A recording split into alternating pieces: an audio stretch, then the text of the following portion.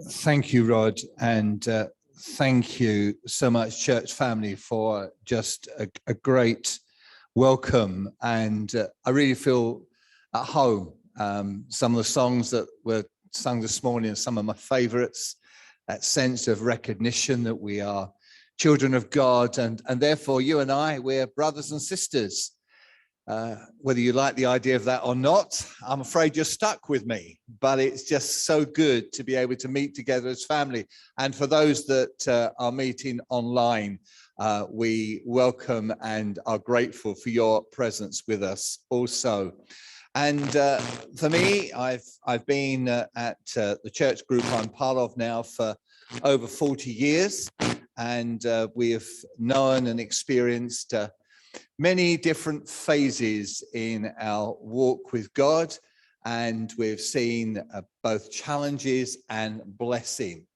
And as I was really getting a sense of what God wanted me to share with you as a church family this morning, I wanted a moment to take you to a particular passage that we will find in the Old Testament. I'm sure it will be one that will be familiar to you. But I want to begin by saying that Maureen, my wife, and I, one of the things that we love to do, and we've been doing this for a number of years now, is that we love to hire a narrowboat and travel down the canals. We began doing this when our 4 children were reasonably young. They weren't too young, but we often wondered what on earth can you do with 4 children, and when you go on holiday, you're always trying to keep them amused. And Maureen's always the one that comes up with good ideas. And so she said, well, why not let's go out and hire a narrowboat? And so I said, well, that sounds good. So bearing in mind that I have never, ever used a boat other than a rowing boat, and even the rowing boat went round in circles and I lost the oar. So the thought of having this narrowboat, I thought, well, I just wonder what this experience is going to be like. But anyway, she hired this narrowboat. Now, when you go and first start to use a narrowboat, you get a lesson on how to use it. It, generally speaking, lasts about 10 minutes. And in that 10 minutes, they go through roughly what it is that you do, and then they let you loose on the canals. And so you now have, and in my case, this was a boat that was probably about 58 foot long, solid steel, and I'm endeavoring to try and steer it down the canals. They give you a book as well, which when you look at it, it looks a bit of a mystery. And so we begin on our journey. Now, the wonderful thing about any journey on the canal, especially if you've never been on that particular part of the canal before, there is a bit of an adventure in that. You never quite know what to expect. And on this first trip, Maureen decided that she would pick something that was interesting. So she picked a route that included a tunnel that was nearly 2 miles long. And it's not like when you go through a tunnel on the road. When you go into these tunnels, there are no lights. The only light you've got is the light at the front of the boat. And so it's pitch black. And so when we came to this tunnel, I looked at it and thought, I'm not sure this boat will go in that hole. And the nearer we got to it, the more I thought, will it, won't it? In the end, I thought, yeah, we're just about fit in there. So we entered into this tunnel, pitch black, just my light that was shining ahead, only a few feet, so you could just basically see the sort of the wet of the walls. And with these tunnels, they are not waterproof. And so as you're going through them, there are torrents of water that come down through the roof just to capture the person who's doing the steering. The rest of the crew, they've gone inside. They're in the warm and they're watching out the window. And anyway, as I'm going along, I suddenly realize that I can see what I think at first is the light at the end of the tunnel. And because I am sort of thinking, oh, this is great, we're getting to the end, there's that sort of sense of relief. I'm coming to the end. But then that relief changes to horror, because I realized the light that I thought was the end of the tunnel was a light of a boat that's coming the other way in a tunnel that I thought I could only just about get into, and which in fact was a tunnel that was built for two, for one boat to go in one direction and the other boat to go in the other direction. Well, let me say panic set in. For those of you who are old enough to remember Dad's Army, I was very much like Corporal Jones. And the nearer this light came to me, the more panicky I got. I thought, how on earth are we going to get past? And you learn lessons as you go along. One of the lessons I learned was that as the boat's coming in the other direction, it's pushing a bow wave before it that hits your boat and therefore tries to push your boat into the path of the boat that's coming towards you. And you have to steer to compensate for that. But I was a learner. And you don't get L plates on narrowboats. So there was a very big crash. Fortunately, we didn't sink. But the person that was in the other boat was quite complimentary about my driving. I won't say what they said, but nevertheless, I was aware that there was a lot to learn. And so over the years, the journeys have in many respects become interesting. They've become easier. I now think, after having been narrowboating for probably about 25 years, I pretty well know what I'm about, but I'm still going on canals that I've not yet been on. And when you're on a new journey, there is something very exciting about that journey, but also there's something quite, in one sense, fearful about the journey, because you're never quite sure what is around the corner. And I really felt for you as a church and for some of you as individuals, there is a journey you're about to embark on. And in one sense, it is a new journey where there is a sense of excitement about what lies ahead, but there's also a sense of apprehension because you're unsure of what it is you're about to enter into, unsure of what God is going to open up to you, unsure of what God is going to reveal to you, unsure of what God is going to say to you. And it's with that thought in mind that I was taken to Joshua 3. Joshua chapter 3 is a chapter which speaks about a transition. It speaks about a journey. And if you want a key verse, the verse is found in verse 4 of chapter 3, where it says these words, "Then you will know which way to go, since you have never been this way before." Then you will know which way to go, since you've never been this way before.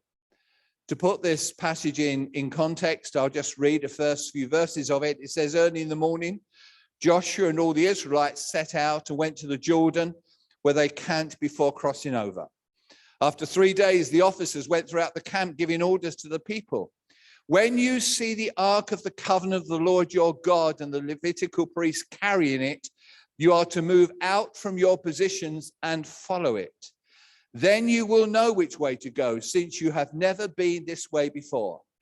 But keep a distance of about 2,000 cubits between you and the ark. Do not go near it." Joshua told the people, "Consecrate yourselves, for tomorrow the Lord will do amazing things amongst you." I just want to say that's a word for some of you this morning and for the church here. The Lord will do amazing things amongst you. If you are in that place of commitment, that place of consecration, that place of sanctification, that place where you're identifying with and open to the heart and mind of God. Joshua said to the priests, "Take up the ark of the covenant and pass on ahead of the people." So they took it up and went ahead of them. And the Lord said to Joshua, "Today I will begin to exalt you in the eyes of all Israel, so that they may know that I am with you as I was with Moses." To say to the leadership here that is moving into the next chapter, that just as the leadership that has been here has experienced the power and presence of God, and how God has brought revelation and direction and input into the way that this church fellowship should be led, So it will be for the new leadership as you move into those positions that God is moving you into, that as you receive from him, as you live in that place of encounter with him, as you're open to his heart and mind, so you will see that God will use you to bring you into that place where as you lead this people who are his people, they will be brought into the destiny that God has for them. And so it goes on to say, tell the priests who carry the Ark of the Covenant, when you reach the edge of the Jordan's water, go and stand in the river. Is it good to stand in the river? We need to be people of the river. People who allow the river of God to flow into our lives. People who, like Ezekiel, are led not just to stay in the shadows, but to move out into the depths, to swim in the river. Because as we swim in the river, fruitfulness flows. As we swim into the river, healing comes. As we swim into the river, salvation is revealed. It's as we allow the Holy Spirit to flood in our lives and then flood from our lives that our communities are changed and transformed by the power of God. It says, Joshua said to the Israelites, come here and listen to the words of the Lord your God. This is how you will know that the living God is among you, and that he will certainly drive out before you the Canaanites, Hittites, Hivites, Perizzites, Girgashites, Amorites, and Jebusites. See, the ark of the covenant of the Lord of all the earth will go into the Jordan ahead of you. Now then, choose 12 men from the tribes of Israel, one from each tribe. And as soon as the priests who carry the ark of the Lord of all the earth, set foot in the Jordan, its waters flowing downstream will be cut off and stand in a heap. I'll finish just there, but I know God's blessing is on his word. And I leave you to reflect on that chapter. But there's some key points I just want to draw out as you as individuals and as a group are moving into this time of transition and change and journey. The first thing that I want to highlight is that we need to follow where the presence of God takes us. We need to follow where the presence of God takes us. It's interesting that the Ark of the Covenant was a revelation of the presence of God that was there in the midst of God's people. And what the people were told is wherever his presence goes, that's where you're to be. We're reminded that when they were brought out of Egypt and into a place of freedom, deliverance, and salvation, and that's where our journey begins. When we come to that place of recognizing that we're separated from God as a result of the wrong in our lives, but that God sent his only son, that whoever believes in him would not perish, but would have eternal life. That when we put our faith and trust in Jesus as our Savior and as our friend, we are brought out of that place of condemnation and that place of separation into a place of knowing that we are a child of God. But it's the beginning of the journey. It's a discovery there that we are brought into a place where we can experience the presence of God. Jesus said, I will never leave you or forsake you. And as we look through the word of God, we see how in the life of God's people, the presence of God was absolutely paramount. The children of Israel were told, look, as you are being led through the wilderness, you are to stay in touch with the presence of God. They saw his presence manifested through the cloud by day and the fire by night. When the cloud stopped or the fire stopped, they stopped. When the cloud moved and the fire moved, they moved. They maintained that sense of knowing that it was only when they were resting and resonating with the presence of God, they could truly experience all that God wanted them to know and discover. Came a point in their life of that journey when on one occasion, because of the failure of God's people, God says to Moses, Moses, I tell you what, I will send an angel that can lead you, and I will allow miracles to happen, but my presence, I'm not going to go with you. And Moses' response was, I don't want anything else other than your presence. I want to know and experience the reality of your presence, and we will not move unless your presence goes with us. And then he uses these words. He says, it is your presence that distinguishes us from all the other peoples of the earth. I'll say to you, church, it's the presence of God that distinguishes you. This is the presence of God that is there inhabiting your life, that touches and ministers to those people around you, to those people you connect with, to your neighbors, to your work colleagues, to your friends, to the people that you're praying for. It's as you carry the presence of God that so something as a result of that begins to be revealed through your life so that people encounter his presence. And so it was that the first thing we have to recognize in our journey and this time of change and transition, that we need to be in touch with the presence of the God who is there with us and who leads the way. And for you, Rod and Mandy, just follow his presence, as you have done, as you continue to do so. So the new chapter in which you are moving into will be a chapter of continued fruitfulness, a continued experience of the direction and ministry of God in your heart and in your life and through your lives to impact and touch others. This is a time of change, but it's not the time of the end. This is the time when you will discover new opportunities and a new freshness and a new fruitfulness in your own experience as you continue to hold on to and live in the presence of the one who has called you and anointed you and continues to lead you into your destiny. And then secondly, we need to also focus on the God that we're called to serve. You see, it's so easy for us to focus on the wrong things. I'm so very much aware in my own situation, as I mentioned, I've been leading the Estuary Elim church group now for over 40 years, and next year I shall step down as the senior leader of that church group. I have seen children who are dedicated. I then married them. I've not me personally married them, can I quickly say. I have conducted their marriage. I then dedicated their children, and now I have led the marriages of some of those children. And of course, there is always that sense for me and for Maureen, that sense of just awareness that it's going to be very different for us as we take that step into whatever God has for us. But there are obviously those folk who are part of that church fellowship who are in some ways uncertain and unsure about what the future holds. And my words to them are the same words I would give to you. Your focus must be on God himself. Jesus, we are told, is to be the one that we are to fix our eyes upon. Fix your eyes upon Jesus, who is the author and finisher of your faith. And we are always grateful for those people that God allows us to be part of our journey, but to recognize it is God ultimately that we set our sights on.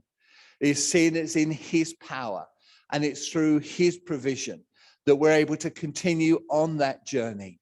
And there are times when, as we hear here, you see what Joshua says is to the people, you need to know there's going to be some battles to fight. You need to know there's going to be some opposition that's going to come. You need to know there's going to be some difficulties that you are going to experience. But you need to keep your focus on the one who is sovereign, the one who is Lord of all the earth. And I want to say to you, church, you need to keep your focus on the one who reigns on high.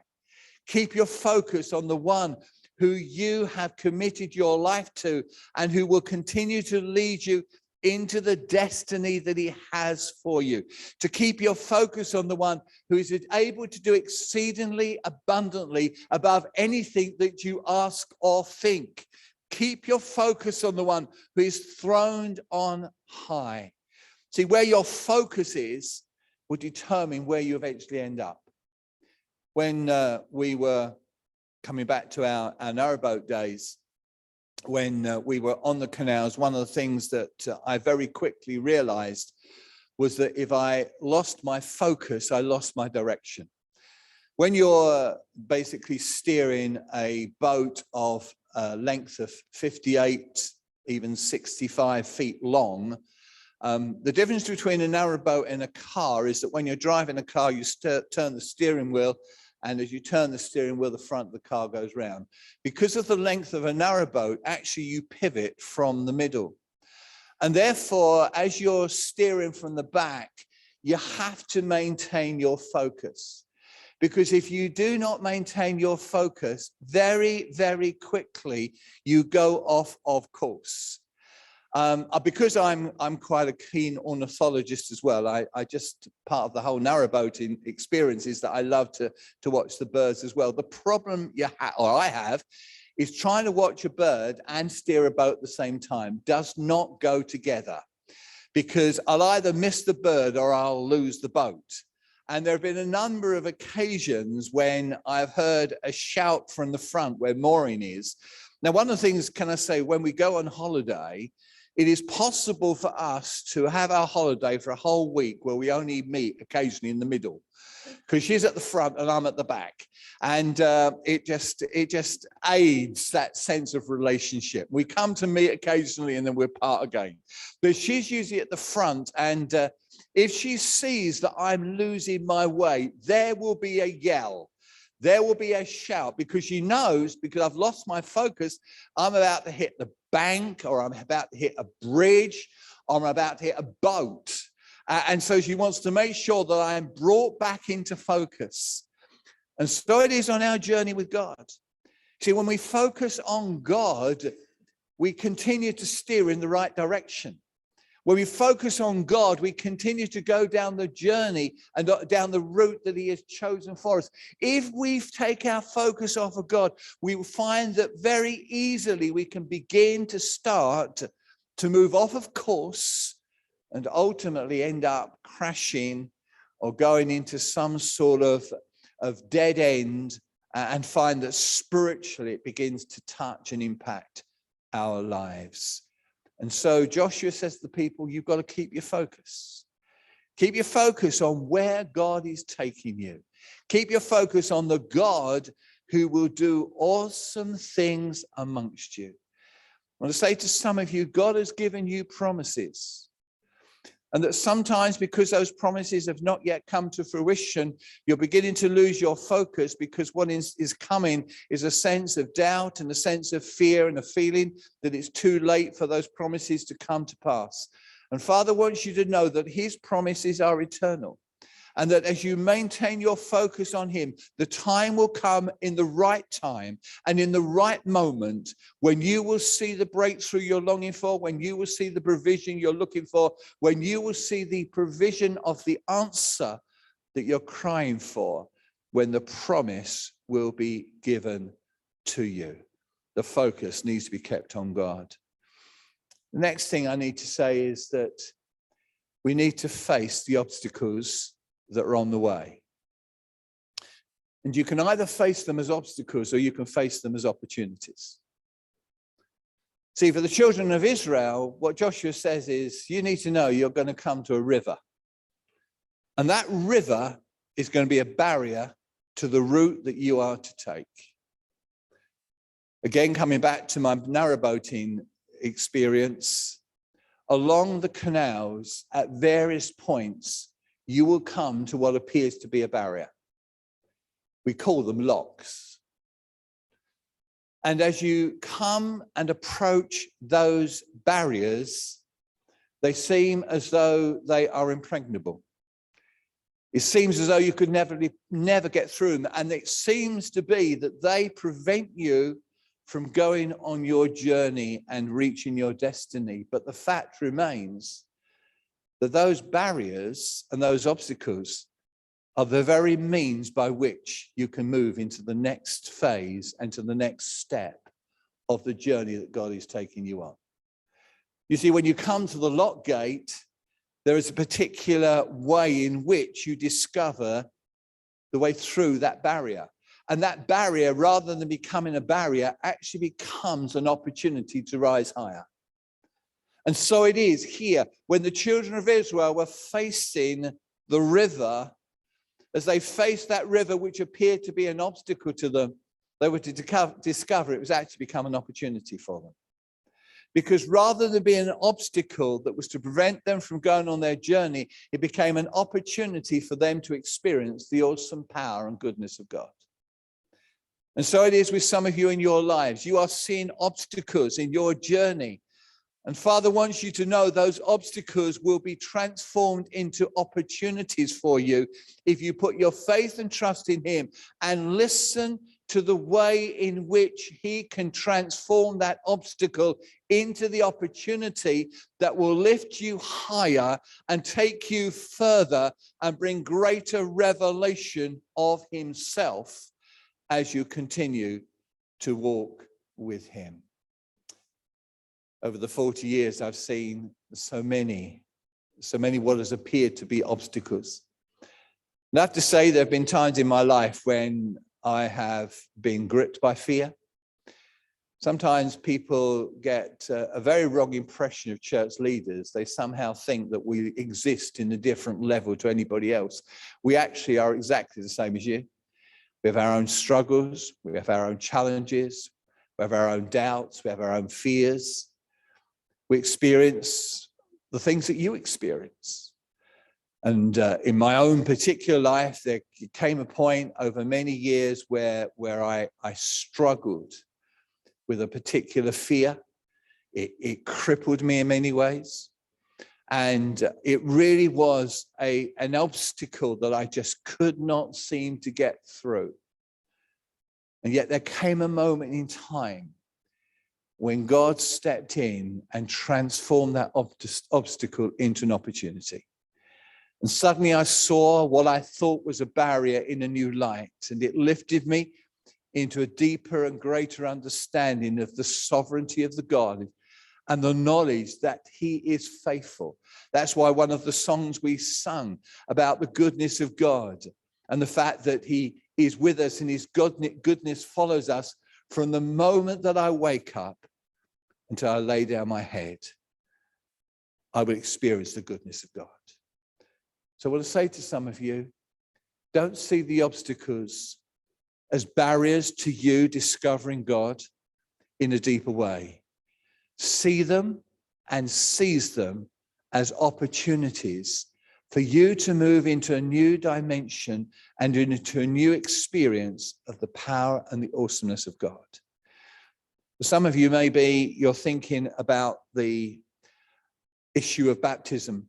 Just want to say that when I was really young, that's a long, long while ago now, I was asked by the church leader, would I be baptized? I'd made a commitment to follow Jesus, and they encouraged me to be baptized. And I really was definitely not wanting to go down that route. And there was all sorts of reasons why I didn't want to do that. And so I basically didn't.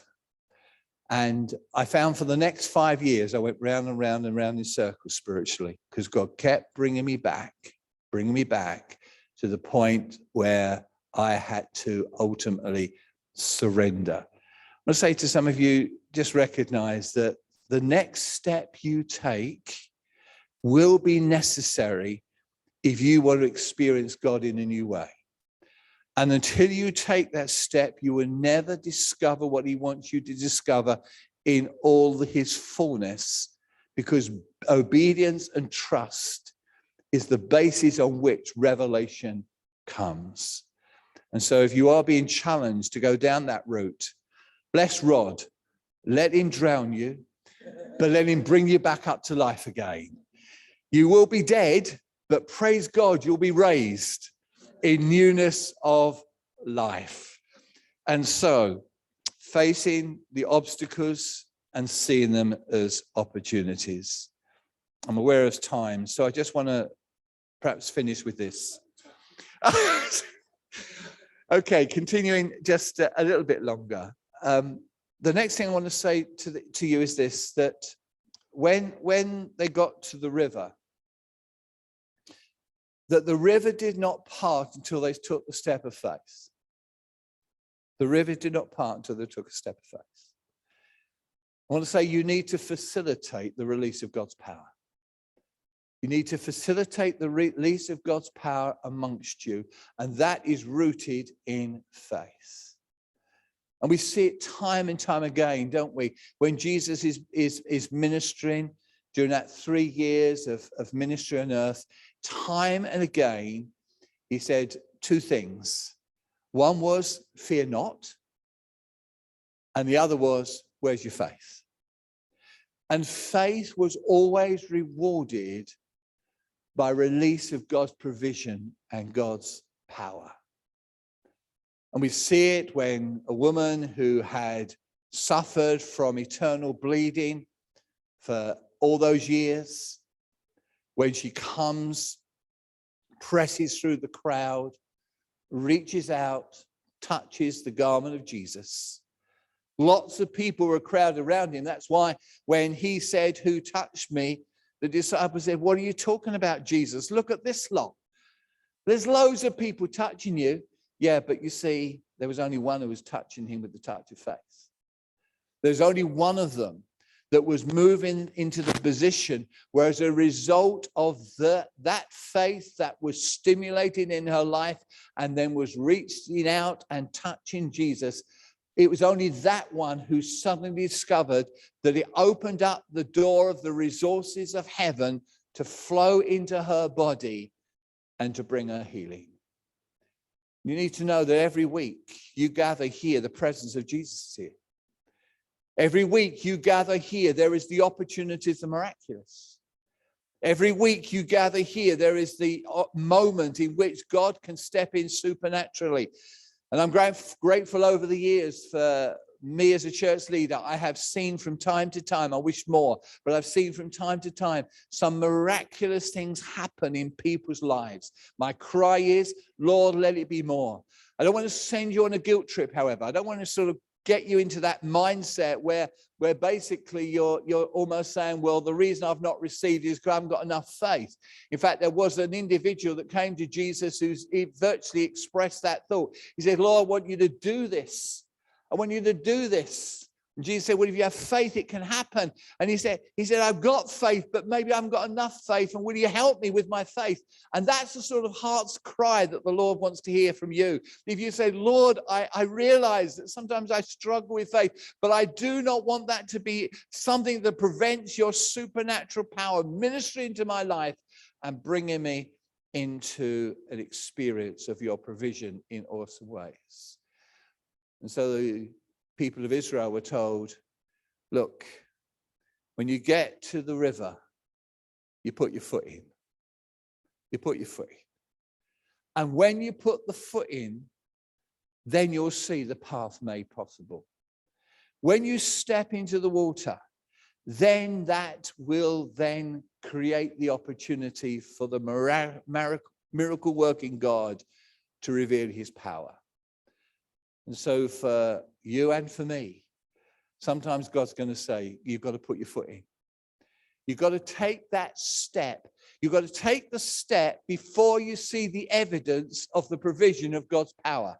You've got to take the step before you see the miraculous being released amongst you. You've got to take the step before you come to an understanding of the resources of heaven being open to you, because it's only in taking the step of faith that becomes the key that opens up the door to release what God wants to do in you and through you. And so in this new journey that you're on, there will be moments when you as a church will need to facilitate the release of God's power. And that is going to take steps of faith. But if you take those steps, God will honor that faith and the provision will be yours. And finally, and I do mean finally this time, that when you go on the journey, you're going forward into uncharted territory. Well, God says you've never been this way before. You know, we can become so familiar with things that our journey, rather than becoming exciting, becomes rather mundane and rather boring. God never intended your journey with him to ever be boring. He never intended it to be something where you became complacent and where you felt comfortable. You see, God, when he takes us on our journey, constantly is wanting to take us out of our comfort zone.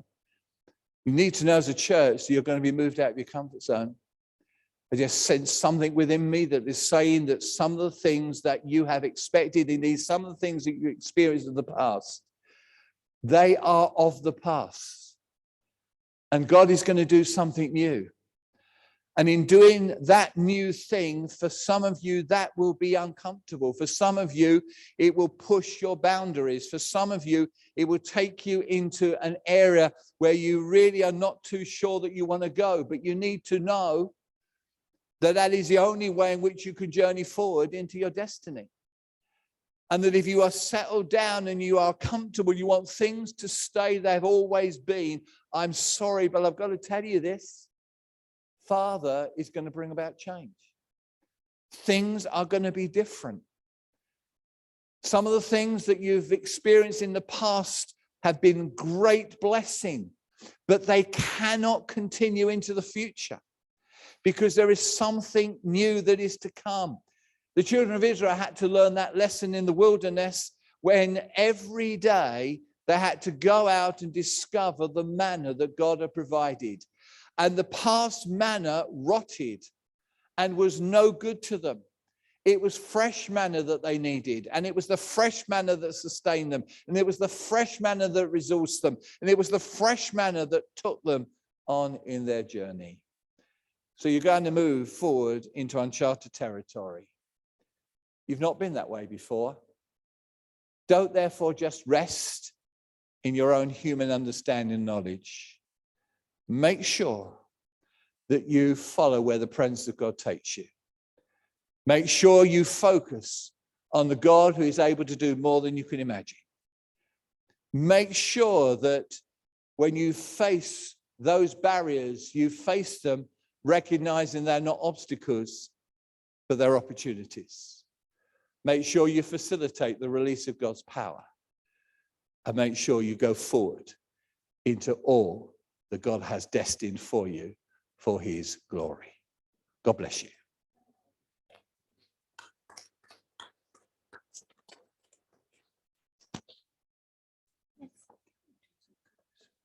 Yes, we can.